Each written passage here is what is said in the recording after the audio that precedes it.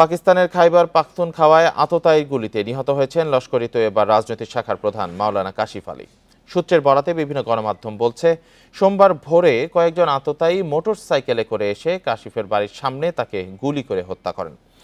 পরে তারা পালিয়ে যান, আর ঘটনাস্থলেই মারা যান কাশিফ আলী। তার হত্যাকাণ্ডে পাকিস্তানে ব্যাপক ক্ষোভের সৃষ্টি হয়েছে। সরকারের সমালোচনা করছে লস্কর-ই তৈয়বার সঙ্গে যুক্ত সংগঠনগুলো। পলাতক খুনিদের অবিলম্বে গ্রেপ্তারের দাবিও উঠেছে। পাকিস্তান মার্কাজি মুসলিম লীগ PMML এর নেতৃত্ব দিচ্ছিলেন তিনি।